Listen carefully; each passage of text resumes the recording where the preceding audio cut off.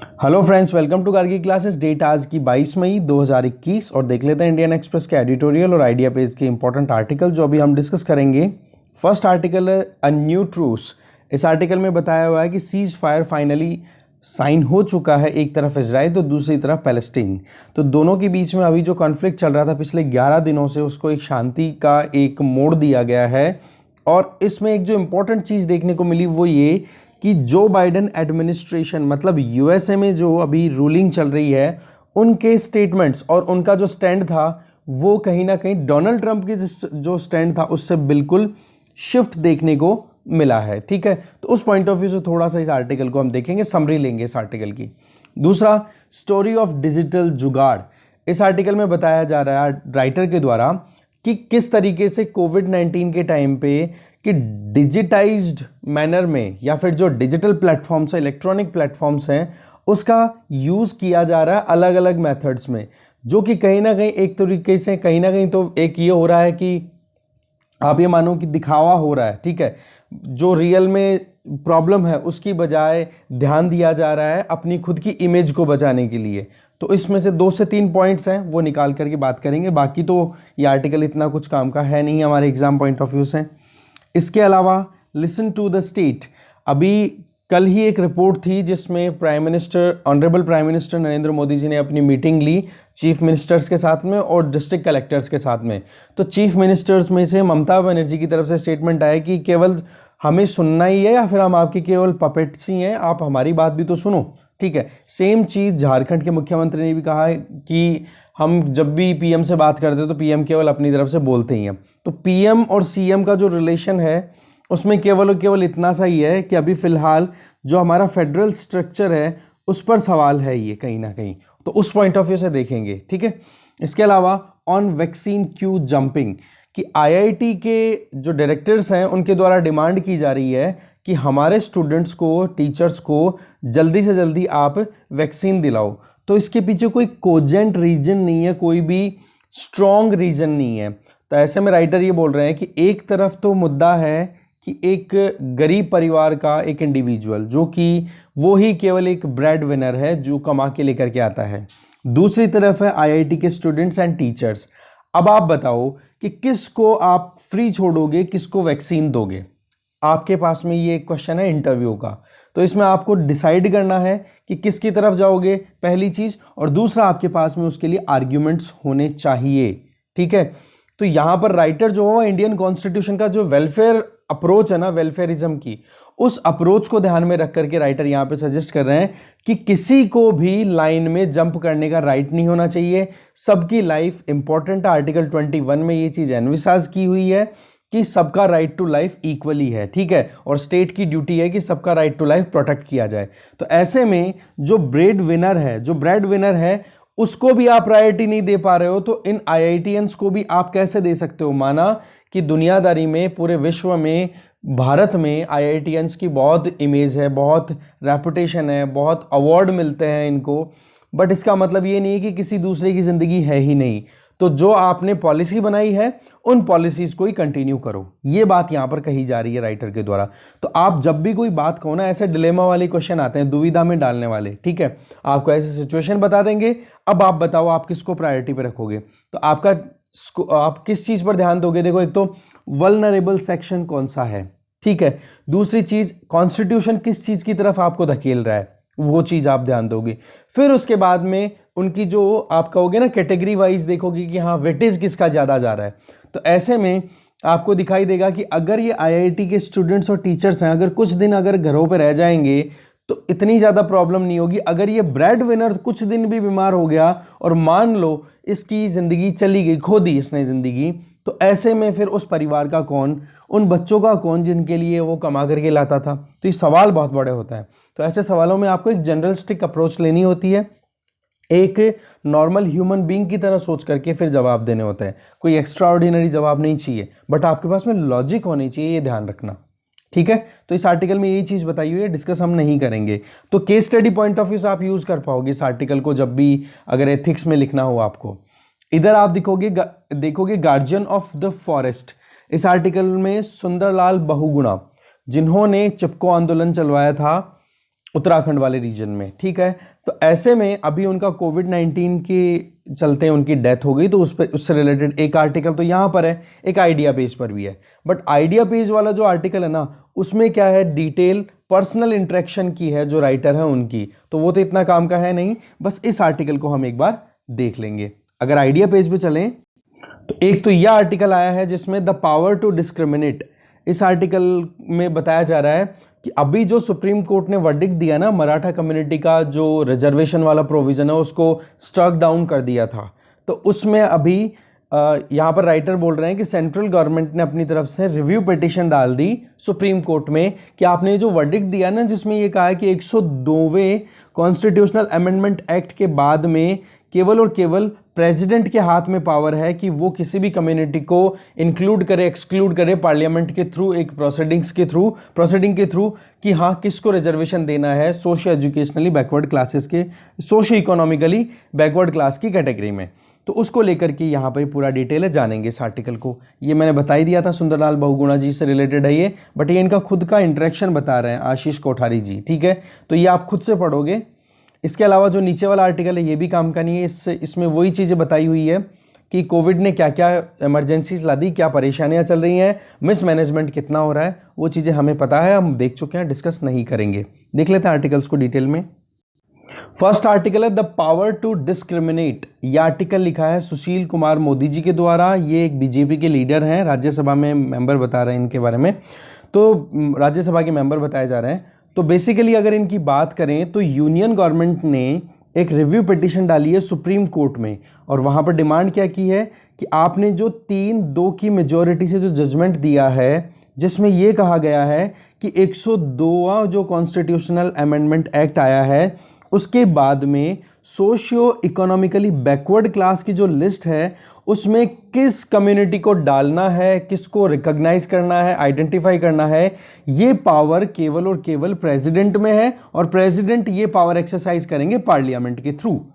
तो ओवरऑल बात ये आ गई, तो इसका मतलब ओवरऑल बात ये आ गई कि स्टेट गवर्नमेंट्स के पास में भी कुछ है कि नहीं, तो ये चीज सवाल थी, और इसीलिए कहीं ना कहीं सेंट्रल गवर्नमेंट ने रिव्यू पिटीशन डाली है कि एक बार इस डिसीजन को आप थोड़ा सा रिव्यू करो और क्लियर करो कि आपका कहने का मतलब क्या है। तो एक तरफ अगर हम देखें तो स्टेट्स को कहीं ना कहीं इस वर्डिक्ट के बेसिस पे देखा जाए तो स्टेट्स को डिप्राइव कर दिया, उनको उनके अधिकारों से दूर कर दिया गया है कि वो सोशियो इकोनॉमिकली बैकवर्ड क्लास की लिस्ट प्रिपेयर नहीं कर पाएंगे। अब बात यह है कि सुप्रीम कोर्ट को इस पर एक बार रिव्यू देखना पड़ेगा, क्योंकि अभी तक का जो एक्टिविटीज़ हैं उनमें सेंट्रल गवर्नमेंट अपने हिसाब से सेंट्रल लिस्ट तैयार करती है, तो स्टेट गवर्नमेंट्स अपने हिसाब से स्टेट लिस्ट तैयार करती है, और उसमें फिर रिजर्वेशन दिया जाता है ओबीसी की कैटेगरी के अंडर में। तो ये जो प्रोविज़न है, अगर इस वर्डिक्ट को देखें जो अभी हमने देखा, इस वर्डिक्ट को सुप्रीम कोर्ट की 5 जजेस की बेंच में जो 3-2 के वर्डिक्ट थी, 3-2 की मेजॉरिटी में वर्डिक्ट आया, तो इस पॉइंट ऑफ व्यू से देखिए तो स्टेट्स की पावर को कहीं ना कहीं डिप्राइव कर दिया या फिर खत्म कर दिया। तो ये एक मुद्दा है इसमें। देखो सेंट्रल गवर्नमेंट इसी चीज के ऊपर, मतलब यहां पर कोई कॉन्फ्लिक्ट नहीं है, ये आप देख सकते हो कि स्टेट गवर्नमेंट्स और सेंट्रल गवर्नमेंट दोनों एक ही पहलू पर हैं, बट सेंट्रल गवर्नमेंट जल्दी से इस पर रिव्यू चाहती है, ठीक है। फिर देखने वाली बात यह है आगे क्या होता है। अब रिव्यू पिटीशन डाली हुई है, अब मुद्दा यह है कि 102वां जो कॉन्स्टिट्यूशनल अमेंडमेंट एक्ट आया, इसका प्रोविजन क्या था, रिजर्वेशन से रिलेटेड। तो चलो ठीक है, रिजर्वेशन के लिए भी इसमें आर्टिकल 342A जो है वो ऐड कर दिया गया था कॉन्स्टिट्यूशन में, जिसमें national commission for backward classes को कॉन्स्टिट्यूशनल स्टेटस दे दिया गया, जैसे कि national commission for scheduled caste and scheduled tribe के लिए अलग से बने हुए हैं, उसी तरीके से कॉन्स्टिट्यूशनल स्टेटस देने के लिए आर्टिकल 342A 102वें कॉन्स्टिट्यूशनल अमेंडमेंट एक्ट के बेसिस पे ऐड कर दिया गया था। अब हम देखते हैं थोड़ा सा रिजर्वेशन का बैकग्राउंड। देखो हमारे यहाँ पर अगर प्रोटेक्टिव डिस्क्रिमिनेशन की बात की जाए, मतलब कि आप एक समाज के एक तबके को प्रोटेक्ट करना चाह रहे हो, उनको अपलिफ्ट करना चाह रहे हो, तो ऐसे में आप ऐसा भेदभाव कर रहे हो, जिसका बेस्ट एग्जांपल क्या है, रिजर्वेशन, कि इसमें आप जो पिछड़े वर्ग के लोग हैं जिन्होंने पास्ट में बहुत ज़्यादा एट्रोसिटीज़ का फेस किया है, तो ऐसे में उनको अपलिफ्ट करना, उनके इंटरेस्ट को प्रोटेक्ट करना, उसके लिए रिजर्वेशन प्रोविज़न किए गए। तो 20th सेंचुरी में मद्रास प्रेसिडेंसी की बात करें, मैसूरू की बात करें, अब तो मैं उस टाइम तो मैसूर था, अब मैसूरू है, बॉम्बे है, त्रावणकोर, कोचिन है, यहां पर रिजर्वेशन प्रोविजन किए गए थे ओबीसी के लिए और वो कंटिन्यू चलते गए। फिर उसके बाद में आप देखोगे जैसे ही हम इंडिपेंडेंट हुए, हमारा नया कॉन्स्टिट्यूशन बना, तो उसमें फिर ये मद्रास प्रेसिडेंसी का जो फिक्स कोटा दिया हुआ था ना ओबीसी का, अदर बैकवर्ड क्लासेस के पॉइंट ऑफ व्यू से, जिसको हम प्रोटेक्टिव डिस्क्रिमिनेशन बोल रहे हैं, तो उसको सुप्रीम कोर्ट ने स्टक डाउन कर दिया था। ठीक है, 1951 में state of Madras versus Shrimati Champakam Dorairajan, ये पहला केस था जो कि कॉन्स्टिट्यूशन के ऊपर सवाल उठा रहा था। तो ऐसे में फिर सुप्रीम कोर्ट ने ये जो फिक्स कोटा था ना रिजर्वेशन का मद्रास प्रेसिडेंसी में, उसको स्टक डाउन कर दिया और इसका रिजल्ट क्या हुआ, हमारे कॉन्स्टिट्यूशन में पहला अमेंडमेंट एक्ट आता है और ऐड कर दिया जाता है आर्टिकल 15 क्लॉज 4। और इसमें क्या कहा जाता है कि हर एक स्टेट को एम्पावर किया जाता है कि वो सोशियो एजुकेशनली बैकवर्ड क्लास के सिटीजन्स के वेलफेयर के लिए कर सकती है। मतलब अगर सोशली एजुकेशनली बैकवर्ड क्लास से कोई भी बिलोंग करता है तो उनके वेलफेयर के लिए काम करने के लिए अगर स्टेट गवर्नमेंट रिजर्वेशन का प्रोविजन करना चाहे तो कर सकती है। ये बात कही गई आर्टिकल 15 क्लॉज 4 में, जो कि first constitutional amendment act of 1951 के तहत जोड़ा गया था। तो ये पूरा मुद्दा आपको समझ में आ गया। फिर आगे चले अगर रिजर्वेशन की इसी लाइन में, तो बिहार में 26% रिजर्वेशन की बात की गई ओबीसीज के लिए जॉब्स में और एजुकेशनल इंस्टीट्यूशंस में, और यह दिया गया था जनता पार्टी की सरकार, मोरारजी देसाई जी की सरकार चल रही थी वहां पे सेंट्रल गवर्नमेंट में, और उसी टाइम पे बिहार में कर्पूरी ठाकुर की सरकार चल रही थी 1978 में। तो ये जो रिजर्वेशन का प्रोविजन किया गया था ना बिहार में, ये किया गया था मुंगेरी लाल कमीशन की रिकमेंडेशंस के बेसिस पे। तो आप देखोगे इसी तरीके से इसी ट्रेंड को फॉलो करते हुए दूसरे दर्जनों मतलब राज्यों ने इसी तरीके से जॉब्स में और एजुकेशनल इंस्टीट्यूशंस में अपनी ये जो रिजर्वेशन के प्रोविजन थे ये देने शुरू कर दिए। अभी तक हमने देखा कि ओबीसीज को रिजर्वेशन देने की बात सिर्फ और सिर्फ स्टेट्स कर रहे हैं, अभी भी सेंट्रल गवर्नमेंट का रोल नहीं आया, ये ध्यान रखें आप। अब अगर देखें तो यहां पर इंटरेस्टिंग बात क्या है कि अभी तक सेंट्रल लिस्ट है नहीं सोशियो एजुकेशनली बैकवर्ड क्लास की। अगर बात करें आर्टिकल 15 क्लॉज 4 के बेसिस पे, ना तो जॉब्स के लिए ना एजुकेशन के लिए। फिर बात आ जाती है जब मंडल कमीशन की रिकमेंडेशन के बेसिस पे 1989 के टाइम पे फर्स्ट टाइम सेंट्रल गवर्नमेंट की तरफ से 27% रिजर्वेशन की बात की जाती है, और यह मुद्दा पहुंचता है फिर सुप्रीम कोर्ट में। और जब इंदिरा साहनी केस आता है, जजमेंट आता है 1992 में, जिसको मंडल जजमेंट भी बोला जाता है, तो उसमें यह कहा गया कि यूनियन गवर्नमेंट जो है वो सेंट्रल लिस्ट बना सकती है सोशियो एजुकेशनली बैकवर्ड क्लासेस के लिए। दैट मींस सेंट्रल जॉब्स में भी अब रिजर्वेशन की बात कर दी गई थी। स्टेट जॉब्स में तो पहले से चल रही थी, बिहार और दूसरे हमने एग्जाम्पल देखे। तो ऐसे में अब सेंट्रल गवर्नमेंट भी अब इस रिजर्वेशन की लाइन में आ चुकी है। तो ऐसे में सुप्रीम कोर्ट की जो वर्डिक्ट थी इंदिरा साहनी केस में, उसी को ध्यान में रखते हुए सेंट्रल गवर्नमेंट और बहुत सारी स्टेट गवर्नमेंट्स ने लॉज बनाए, और आप देखोगे कि बहुत सारी कम्युनिटीज को बैकवर्ड क्लास की कंसिडरेशन में लेना शुरू कर दिया। तो ऐसे में आप देखोगे एक तो सेंट्रल लिस्ट बन गई सेंट्रल गवर्नमेंट के द्वारा, और एक सेपरेट लिस्ट बना ली सभी स्टेट्स ने अपने हिसाब से स्टेट लिस्ट के तौर पे।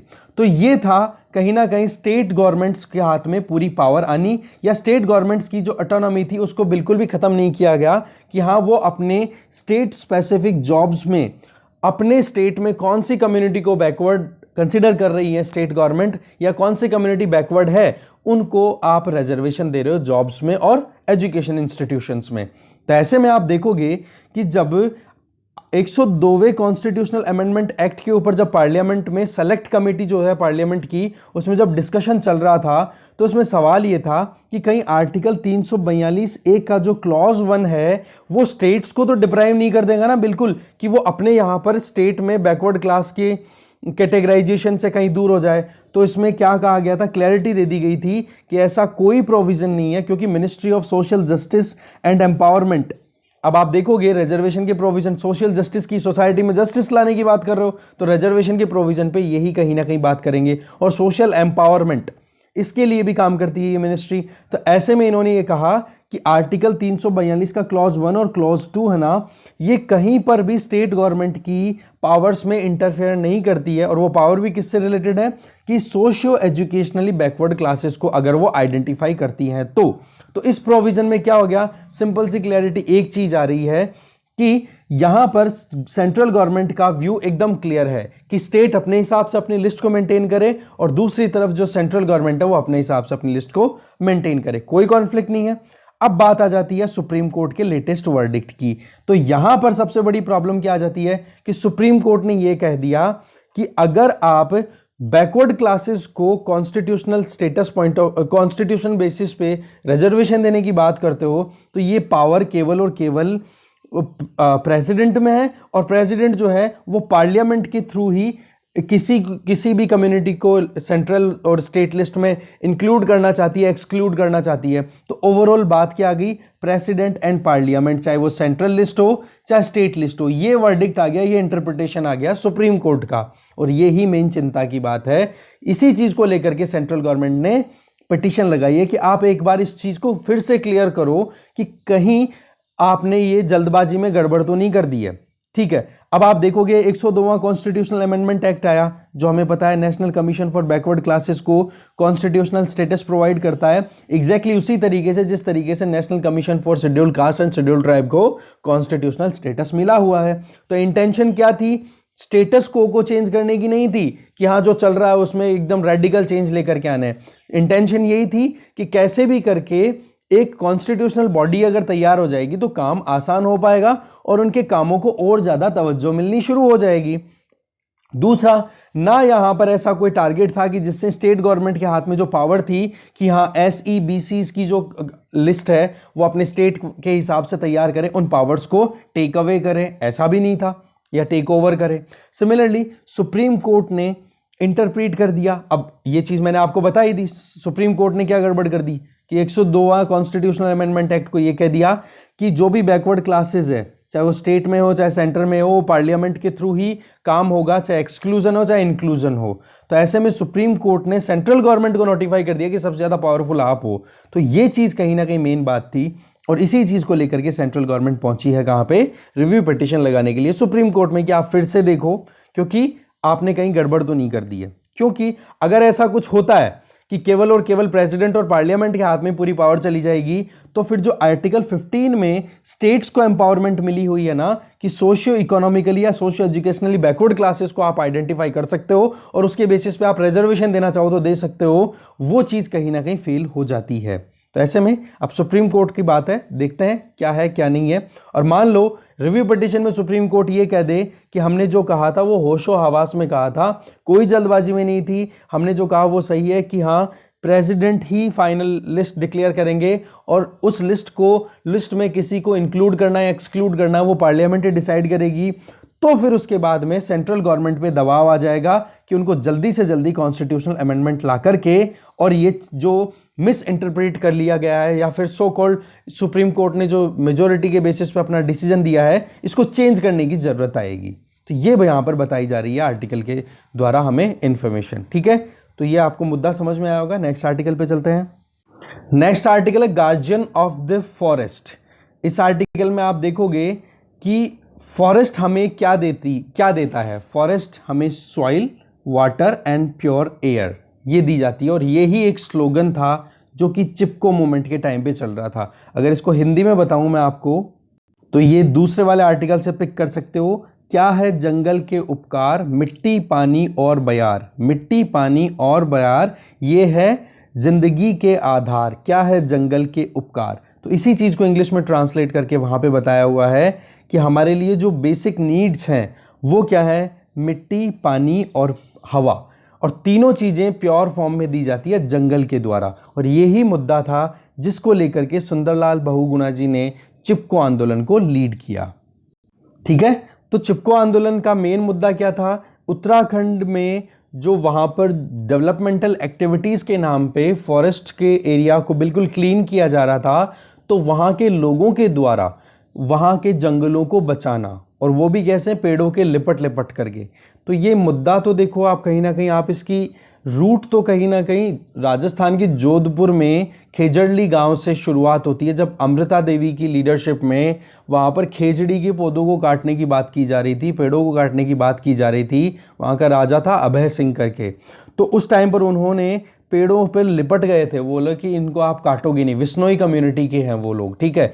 तो ऐसे में आप देखोगे कि उनको पेड़ों के साथ में काट दिया गया था, बहुत लोगों की डेथ हुई थी। तो एग्जैक्टली वही चीज़ कहीं ना कहीं इनके लिए भी इन्फ्लुएंस बनी, और इन्होंने भी कहीं ना कहीं उत्तराखंड में यही स्लोगन शुरू किया, और इस स्लोगन के बेसिस पे अपने जंगलों को बचाने की पूरी ताकत लगाई, ठीक है।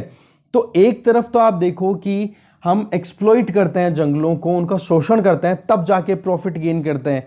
तो क्या वाकई में हमारी लाइफ के लिए रियल में यही प्रॉफिट है, या जंगल हमारे साथ बने रहेंगे तो वो ज़्यादा प्रॉफिट है? ये चीज़ इन्होंने समझाने की कोशिश की। तो सुंदरलाल बहुगुणा जी का यही मैसेज था कि हमें कहीं ना कहीं हमारे जंगलों को बचाना पड़ेगा। और ये गांधीयन थे, गांधी जी की जो फिलॉसफी थी, गांधी जी की जो आइडियोलॉजी थी, उसको ये फॉलो करते थे। साथ में इनकी वाइफ विमला बहुगुणा, उन्होंने भी बहुत ज़्यादा कंट्रीब्यूट किया, बहुत ज़्यादा मतलब कदम से कदम मिला करके चली वो ज़िंदगी भर इनके, ठीक है। अभी 94 ईयर्स की एज में सुंदरलाल बहुगुणा जी की कोविड-19 के चलते डेथ हो गई। तो आप देख सकते हो कि ये एक अपने आप में एक एरा का एंड है, ठीक है, जो आइडियलिज्म, आदर्शवाद की बात करता है, जहाँ पर एक्टिविज्म, जहाँ पर सोसाइटी के भले के काम किए जाते हैं। तो ये पायनियरिंग एनवायरमेंटलिस्ट थे, मतलब एक प्रखर लीडर हुआ करते थे। तो जिन्होंने एक, कहते हैं ना कि एक जो आशा की किरण है कि हाँ वाकई में जंगलों को बचाने के लिए केवल डेवलपमेंट के नाम पे, सो कॉल्ड वेस्टर्न जो आइडियोलॉजी के बेसिस पे मटीरियलिस्टिक जो अप्रोच है, उसको कहीं ना कहीं इन्होंने साइड में करने की कोशिश की। बोला कि हम प्रकृति की पूजा करते हैं। हमारे यहाँ पर आप भी देखते हो सैक्रेड ग्रूव्स के बारे में, आप एनवायरनमेंट में पढ़ते हो बहुत, ठीक है। तो वो क्यों करते हैं हमारे यहाँ पे, पीपल की पूजा, तुलसी की पूजा, बरगद की पूजा क्यों करते हैं जी? इसके पीछे वजह क्या है कि हमें कैसे भी करके फ्रेश एयर मिले, अच्छी क्वालिटी की मिट्टी मिले, और पानी की क्वालिटी भी हमें प्योर मिले। तो वो चीज़ें कहीं ना कहीं बहुत इंपॉर्टेंट थी। आज आप देखोगे ये जो चिपको आंदोलन शुरू हुआ था, ये 1973 में रेनी विलेज, उत्तराखंड के रेनी विलेज में, वहीं टिहरी गढ़वाल वाले रीजन में आई है, वहाँ पर ये किया था। और ये रेजिस्टेंस था कि कैसे भी करके गाँवों में जो भी इकोलॉजिकल डाइवर्सिटी है उसको प्रोटेक्ट किया जाए। इन्होंने अपने गांव के लोगों को, आप कहोगे कि बहुत ज़्यादा प्रमोट किया। और सबसे मेन जो पॉइंट था वो ये कि अगर जंगल नहीं रहेंगे तो ये जो डेडली फ्लड्स आती हैं, जिसका हमने देखा भी अभी रिसेंटली, दो मुद्दे देख लिए, जिसमें एक तरफ तो केदारनाथ फ्लड्स आई थी 2013 के टाइम पे, और एक ये पिछले साल ही जो चमोली ट्रेजेडी हुई थी, जिसमें अचानक से पूरी जो लेक थी, ग्लेशियर लेक, उसका बर्स्ट आउट होना, और बर्स्ट होते ही फिर क्या हुआ, अचानक से वहाँ पर जो काम कर रहे थे लेबर, उनकी जिंदगियाँ ख़त्म। तो यहाँ पर पॉइंट क्या था, फ्लड्स के चलते बहुत ज़्यादा नुकसान ना हो तो जंगल बहुत इंपॉर्टेंट है, और जो दूसरी लैंड डिग्रेडेशन है उसको रोकना। तो ऐसों में उन्होंने पद यात्राएं की 1970 के बाद में, गांव के लोगों को बहुत अपने साथ में लिया। वही गांधी जी वाला सिस्टम कि एकला चालो रे, जो आगे बढ़ेगा ऑटोमेटिकली, अगर आपके खुद के, अगर आपके टारगेट्स में या फिर आपके जो मोटिव हैं उनमें अगर आपका स्ट्रांग है ना तो वो चीज़ें फिर आपको आगे लेके ही जाएगी, और आपके साथ में लाइक माइंडेड लोग अपने आप ही लग जाएंगे, ठीक है। कुछ लोग छोड़ेंगे, कुछ ज्वाइन करेंगे, बट आप एक कंटिन्यूअस मैनर में, एक इंटेंसिटी के साथ में मेहनत करोगे तो डेफिनेटली आपको आउटकम मिलेगा। चिपको मूवमेंट में कुछ और भी लीडर्स थे, जैसे कि चंडी प्रसाद भट्ट, ऐसे ही गौरी देवी, इन्होंने भी बहुत इंपॉर्टेंट रोल प्ले किया था, और इनको रिकॉग्निशन कोई लोकल लेवल पे ही नहीं, ग्लोबल लेवल पे मिला था। आज क्लाइमेट चेंज एक बहुत बड़ा चैलेंज निकल के आ रहा है, और इसी चीज़ को कहीं ना कहीं सुंदरलाल बहुगुणा जी ने उस टाइम हाईलाइट कर दिया था। और आज डेवलपमेंट के नाम पे जो हम बेनिफिट कमा रहे हैं, उसका कितनी कॉस्ट पे करनी पड़ रही है वो आप भी जानते हो। कल ही आके गया है साइक्लोन ताउते, अभी ये कोविड-19 चल रहा है, और ग्लोबल वार्मिंग कितनी ज़्यादा हो रही है, second cyclone bay of Bengal में डेवलप हो चुका है। तो ये सारी चीज़ें क्या है, कहीं ना कहीं एनवायरमेंट इकोलॉजी को इग्नोर करने का नतीजा, ठीक है। तो ऐसे में हमें कहीं ना कहीं साथ में आकर के काम करने की ज़रूरत है। ये एक इंस्पिरेशन है। साथ में आप देखो कि 1989 में जब टिहरी डैम बन रहा था भागीरथी रिवर पे, जहां तक मुझे याद आ रहा है, एक बार आप सर्च करना, भागीरथी रिवर पे ही है।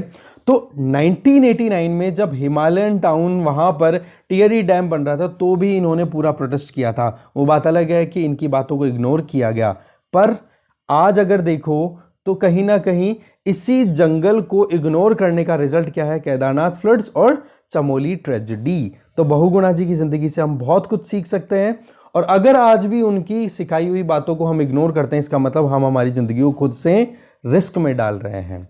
ये चीज बताई जा रही है इस आर्टिकल में। आगे देखते हैं। नेक्स्ट जो आर्टिकल है वो है स्टोरीज ऑफ डिजिटल जुगाड़।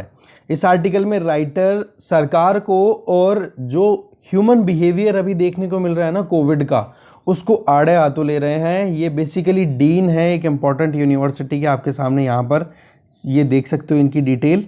ये डीन है global business at Fletcher school eight Tufts university, ठीक है। तो ये अपने आप में बहुत इंपॉर्टेंट स्कॉलर हैं। तो आप देख सकते हो इन्होंने क्या क्या पॉइंट उठाए हैं। डिजिटल जुगाड़, तो बोला पहला जुगाड़ तो देखने को मिलता है कि हमारे यहाँ पर हम डिजिटाइजेशन को या इलेक्ट्रॉनिक मीडिया, इलेक्ट्रॉनिक प्लेटफॉर्म्स को हम प्रमोट करने की बात कर रहे हैं, बट अभी भी 700 मिलियन इंटरनेट कनेक्टेड इंडियंस की बात करें तो उनमें से केवल 3% लोग ही ऐसे हैं जो कि ट्विटर पे अपना अकाउंट बना करके रखते हैं। अब होता क्या है कि जो लीडर्स हैं वो ट्वीट कर देते हैं, उनको लोग जो 3% है वो रीट्वीट करते रहते हैं और वो ही मीडिया में कवरेज बन जाता है। तो सबसे पहली चीज तो क्या हो गई कि ये जो एक कैंपेन चला रखा है ना, ये बहुत ही कम लोगों तक पहुंच पा रहा है। अवेयरनेस जो है वो बहुत वीक है। मतलब इसका कि जो डिजिटल प्रोडक्टिविटी आनी चाहिए वो प्रोडक्टिविटी नहीं आ रही है। एक तो डिजिटल पेनिट्रेशन की कमी की वजह से, तो दूसरी अगर आप देखो तो पेनिट्रेशन है तो बहुत कम लोगों के पास में, और दूसरा इसके अलावा रियलिटी तो कहीं और ही रह जाती है। केवल और केवल जुमले चल पड़ते हैं, केवल बातें होनी शुरू हो जाती है। तो सबसे बड़ी जो प्रॉब्लम है दैट इज इंटरनेट पेनिट्रेशन की कमी, और उसके बावजूद डिजिटल प्लेटफॉर्म से रिलाई करना। नंबर 2, सेल्फ रिलायंस की बात की गई। तो सेल्फ रिलायंस को मिस इंटरप्रेट कर लिया गया, और उसमें जो इंडिविजुअल्स हैं वो फैमिलीज एंड फ्रेंड्स से दूर होकर के एनोनिमस क्राउड के अंदर जाकर के अपने रिसोर्सेज को ढूंढ रहे हैं। ये बात ठीक है कि इंडिया में इंसानियत और इंसान इनकी कमी नहीं है, पर हमें सबसे बड़ी प्रॉब्लम क्या है, अभी क्या फेस करनी पड़ रही है कि हमारे नियर एंड डियर से उनके साथ में अगर हम कनेक्टेड रहें तो क्या इतनी परेशानियां हो सकती है जितनी परेशानियां आज देखने को मिल रही है। वजह, आप कनेक्टेड नहीं हो। आप अगर कनेक्टेड नहीं हो अपने दोस्तों के साथ, अपनी फैमिली के साथ में, तो आपकी फैमिली आपको कुछ गाइड कर सकती है कि कैसी बुरी परिस्थिति में आप अपने आप को एक तरीके से बैलेंस कर पाओगे। तो उन चीज़ों को छोड़ करके आप ऑनलाइन जाते हो और वहां पर फिर ढूंढना शुरू कर देते हो वैक्सीन को या फिर इन चीज़ों को। तो पॉइंट यहां पर राइटर बोलना चाह रहे हैं कि आपकी जो ग्रास रूट्स हैं आपको उन्होंने छोड़ दिया, ठीक है। अगर आप उनसे कनेक्टेड रहो तो कितनी प्रॉब्लम सॉर्ट आउट हो सकती है। तो एक ये हमारी सोसाइटी के ऊपर भी तंज है। हाँ, वो बात ठीक है कि कहीं ना कहीं वैक्सीन की अवेलेबिलिटी या फिर प्लाज्मा थेरेपी के लिए जो प्लाज्मा की डिमांड थी उसके लिए बहुत सारे कैंपेन चले और एक दूसरे की मदद भी की गई। पर अगर वही चीज़ आप देखो कि कहीं ना कहीं कनेक्टिविटी आपकी रहे और आप सेल्फ रिलायंस का नाम ना लेकर के कि हाँ सेल्फ रिलायंस को आपने बिल्कुल ही इंडिपेंडेंट कर दिया, अपने आप को सेपरेट कर लिया, तो वो चीज़ें मुश्किलें ज़्यादा बढ़ाने वाली हो गई। दूसरा मुद्दा ये है।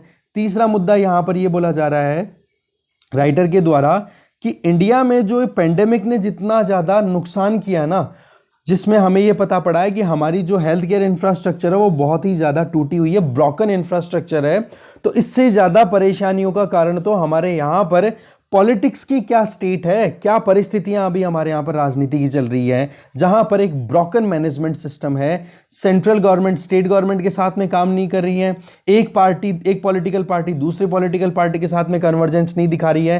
तो ऐसे में जो रिस्पॉन्सिबल एंटिटीज हैं वो केवल और केवल ब्लेम गेम में लगी हुई हैं। उनको जो काम करना चाहिए सोसाइटी के प्रोटेक्शन के लिए वो नहीं कर रहे हैं। एक तरफ मुंबई जहां पर अब की बार सेकेंड वेव में केसेस बहुत कम आए, तो दूसरी तरफ दिल्ली जो कि बहुत ज्यादा हाईलाइट हुआ है केसेस को लेकर के। तो दोनों में गैप की वजह कहीं ना कहीं मिसमैनेजमेंट, ये चीज हमने बार बार देखी है। तो ये तीन टेक्नोलॉजी को लेकर के तीन मुद्दे बताए जा रहे हैं, ठीक है। एक तो कन्वर्जेंस पॉलिटिकल पार्टीज में नहीं आ रहा है या फिर लीडरशिप में नहीं आ रहा है। दूसरी आपने देखी कि कहीं ना कहीं सेल्फ रिलायंस का नाम लेकर के आप दूर होते चले जा रहे हो, अपनों से डिस्कनेक्टेड फील कर रहे हो, उसके चलते क्या हो रहा है, लापरवाहियां हो रही है और गलती पे गलती होती जा रही है। और तीसरा, हम इलेक्ट्रॉनिक मीडिया पे रिलाय करना चाह रहे हैं, बट इलेक्ट्रॉनिक मीडिया के पेनिट्रेशन को देखो, और पेनिट्रेशन में भी पर्टिकुलर बात करें ट्विटर की, जहां पर अलग अलग स्टेटमेंट दिए जाते हैं लीडर्स के द्वारा, वो केवल एक दिखावा सा महसूस हो रहा है। क्योंकि आज भी इंडिया बहुत ज़्यादा, अगर देखें तो हमारी 50% ज़्यादा पॉपुलेशन तो गाँव में रह रही है। तो उन लोगों को आप रिकॉग्नाइज नहीं कर रहे हो, उन लोगों तक अगर इन्फॉर्मेशन नहीं पहुंच रही है, तो क्या वाकई में प्रॉब्लम सॉर्ट आउट हो सकती है। यहाँ पर ये जो प्रीवियस आर्टिकल है ना, यहाँ पर मैं सीधा आर्टिकल पे लेके चलता हूँ आपको। देखिए, लिसन टू द स्टेट्स। इस आर्टिकल में एक ही चीज बताई गई है मेन, कि फर्स्ट वेव जब आई थी तब हमने देखा सेंट्रल गवर्नमेंट और स्टेट गवर्नमेंट बहुत अच्छे से साथ में काम कर रही थी। टेस्टिंग किट डेवलप करना, हेल्थ केयर सेंटर्स ओपन करना, वेंटिलेटर्स ओपन करना, वहां पर एक कन्वर्जेंस थी। और जबकि दूसरी वेव जब से आई है तब से सबके होशो हवास उड़ गए। ना तो स्टेट गवर्नमेंट्स दिख रही है अपने पूरे प्रॉपर मैनर में काम करती हुई, ना सेंट्रल गवर्नमेंट दिखाई दे रही है। तो एक कन्वर्जेंस नहीं आ रहा है। और यही चीज कहीं ना कहीं देखने को मिलती है जब ये मीटिंग्स होती है, ठीक है ना। वो एक कहावत आती है ना कि खिसियानी बिल्ली खंबा नोचे, कि प्रॉब्लम तो हो गई, लुट तो गए, पर अब किसके ऊपर ब्लेम डाला जाए, बस वो चीज़ अभी चल रही है, टांग खिंचाई केवल, लाइक पुलिंग चल रही है। तो ये चीज़ यहाँ पे बताई जा रही है। तो मोटा मोटा जो मुद्दा था वो आपको समझ में आया होगा। आगे चलते हैं। नेक्स्ट आर्टिकल है अ न्यू ट्रूस। इस आर्टिकल में बताया जा रहा है कि इजराइल और हमास के बीच में एक सीज फायर एग्रीमेंट हुआ कल 21 मई को। पर एक तरफ तो कहीं ना कहीं आप देख सकते हो डी एस्केलेशन की बात की जा रही थी कि हाँ, दोनों अपने अपने हथियारों को गिरा दो, लड़ाई को ज़्यादा मत बढ़ाओ। तो दूसरी तरफ आप देखो कि हमास को रिकॉग्निशन देने की बात अगर करें तो अभी तक यूएसए ने रिकॉग्नाइज नहीं किया था, बट जो बाइडेन एडमिनिस्ट्रेशन, उन्होंने एक प्रेशर फील किया। रिकॉग्निशन तो अभी भी नहीं दिया है, पर एक प्रेशर फील किया जो बाइडेन एडमिनिस्ट्रेशन ने, और वो भी कहां से, अपनी खुद की पार्टी से, डेमोक्रेट्स जो थे पार्टी के, इनके जो लोग हैं उनके द्वारा। तो इन्होंने क्या किया, इजराइल के ऊपर प्रेशर बनाना शुरू किया कि अब आप जल्दी से जल्दी अपनी हॉस्टिलिटीज को बंद करो, ठीक है। अब इजराइल तो क्या है, एक ही चीज को बार बार बोलता है कि हमारे पास में राइट टू सेल्फ डिफेंस है भी कि नहीं। अगर हमारे लोगों पर कोई अटैक करेगा तो हम किसी को जवाब दें या ना दें।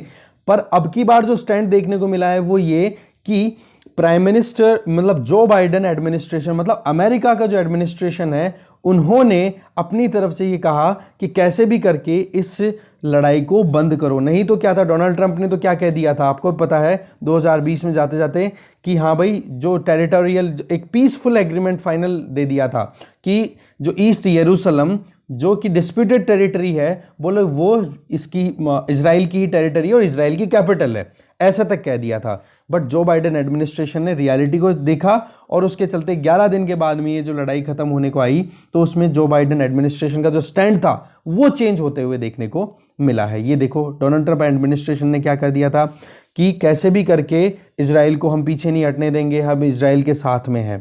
तो ये सारा मुद्दा यहां पर आया। दूसरी तरफ आप देख सकते हो कि इजराइल पॉलिटिक्स का मुद्दा आपको पता ही है कि बेंजामिन नेतन्याहू, वहाँ के जो प्राइम मिनिस्टर हैं, उनकी सरकार गिरने वाली थी, अब सरकार बच गई एक तो, ठीक है। दूसरी तरफ अगर हमास की बात करो या फिर इनकी बात करो, तो यहाँ पर जो सिविलियंस का जो लॉस हुआ है ना, वो कहीं ना कहीं ज़्यादा हुआ है। इधर गाजा स्ट्रिप के ऊपर लगभग 200 पैलेस्टीनियंस की डेथ हुई है, तो इजराइल में केवल 12 इजरायली लोगों की डेथ हुई है। तो ये जो इनबैलेंस है, इसका कौन अकाउंटेबिलिटी लेगा, पहली चीज। इसके अलावा 1993 में ऑस्लो अकॉर्ड, ये बहुत इंपॉर्टेंट नाम है, ऑस्लो अकॉर्ड, ये लिख लो। इसमें 2 स्टेट सॉल्यूशन के बारे में बातचीत की गई थी इजराइल और पैलेस्टीन के बीच में, कि हाँ, एक बाउंड्री डिसाइड कर दो, फिक्स कर दो, काम खत्म हो, आगे फ्यूचर में लड़ाई ना करनी पड़े। पर 2 स्टेट सॉल्यूशन की अगर बात करें तो इधर अभी तक इस पर तो कोई कंसेंसस बनी नहीं है ना कि हाँ 2 स्टेट सॉल्यूशन फाइनल है। बट इजराइल जो है वो लगातार अपनी बाउंड्रीज को लगातार पुश करता चला जा रहा है, और वो भी किस तरफ, वेस्ट बैंक की तरफ। अब वेस्ट बैंक में सबसे इंपॉर्टेंट जो लोकेशन है दैट इज ईस्ट यरूशलेम, और ईस्ट यरूशलेम को इजराइल बिल्कुल भी नहीं छोड़ना चाहता, क्योंकि इनके लिए भी होली स्टेट है, होली प्लेस है। अब्राहम अकॉर्ड की भी हम बात कर रहे थे, तो अब्राहम की ओरिजिन या फिर जूज अपना ओरिजिन यहीं से मानते हैं, तो बोले ये जगह हमारी है। इसको क्लेम करने के लिए वो लगातार एफर्ट्स लगाते रहते हैं। इसके अलावा आप देख सकते हो कि ईस्ट यरूशलेम को इजराइल एक तरफ छोड़ना नहीं चाहता, तो दूसरी तरफ यूनाइटेड नेशन सिक्योरिटी काउंसिल ने अभी तक इसको रिकॉग्नाइज नहीं किया है कि ईस्ट यरूशलेम जो है वो इजराइल का हिस्सा है। वो बात अलग है कि ज्यादातर यरूशलेम का जो हिस्सा है उस पर इजराइल की पकड़ है, ठीक है, बट वही चीज अभी रिकॉग्निशन नहीं है। इसके अलावा जो बाइडेन एडमिनिस्ट्रेशन ने जो कुछ भी किया वो आपको पता ही है कि ट्रंप ने जो पीस प्लान दिया था 2020 में, जिसमें ये कहा था कि इजराइल का ही पार्ट है ईस्ट यरूशलेम और ये कैपिटल भी है, यहां तक कह दिया था।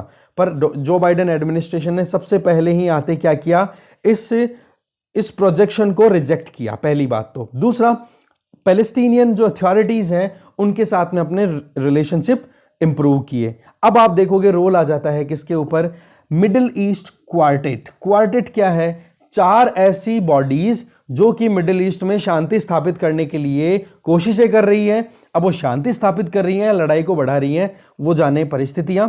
अभी परिस्थितियों के हिसाब से देखें तो मिडिल ईस्ट में शांति स्थापित करने वाली है मिडिल ईस्ट क्वार्टेट। अगर आपसे पूछे तो ये 4 कौन सी एंटिटीज हैं, यूरोपियन यूनियन, रशिया, यूएसए और यूनाइटेड नेशन। अब इनका फिर से शुरुआत होगी, इनका रोल एक बार फिर से शुरू होगा, क्योंकि आपको पता है डोनाल्ड ट्रंप के टाइम पे अमेरिका फर्स्ट, हर चीज में अमेरिका पे पहले ध्यान देने की शुरुआत हो चुकी थी। तो ऐसे में अब जो बाइडेन के आने के बाद में वो इंटरनेशनल पॉलिटिक्स में रीएक्टिवेट हुआ है अमेरिका बेसिकली, ठीक है। तो उसी चीज को ध्यान में रखें। तो मिडिल ईस्ट क्वार्टेट अब फिर से लाइफ में आ गया है। अब देखते हैं आगे क्या होता है। देखो, एक डिप्लोमेटिक एंगेजमेंट अगर इजराइल और पैलेस्टीनियन अथॉरिटी के बीच में आ जाती है तो देखो इसका रिजल्ट ये हो सकता है कि कम से कम शांति तो बनी रहे। और आपको पता है कि गाजा स्ट्रिप से तो ऑपरेट करता है हमास, और इधर वेस्टर्न बैंक की बात करो तो वहां पर पैलेस्टीनियन लिबरेशन ऑर्गेनाइजेशन काम करता है, पीएलओ। तो पीएलओ जो है वेस्टर्न बैंक पे जो पैलेस्टीनियंस हैं वो तो क्या है, 2 स्टेट थ्योरी के लिए रेडी हैं कि हाँ हमारा डिवीजन कर दो। बट गाजा स्ट्रिप पे जो ऑपरेट कर रहा है हमास, वो अभी भी इस चीज को एक्सेप्ट करने के लिए रेडी नहीं है। तो ऐसे में हमास और इजराइल के बीच में लड़ाइयां बीच बीच में होती रहती हैं। रॉकेट या आर्टिलरी या फिर आप कहोगे एक दूसरे के ऊपर हथियारों का एक्सचेंज होता रहता है लड़ाई में। ओके, अब देखते हैं आगे। बाकी सिचुएशन जो है वो आपके सामने है। ओस्लो अकॉर्ड आप जरूर याद रखोगे, बहुत इंपॉर्टेंट है, प्रीलिम्स में क्वेश्चन आ सकता है इस पे। तो डिस्कशन में इतना ही था। Thank you very much for watching this video.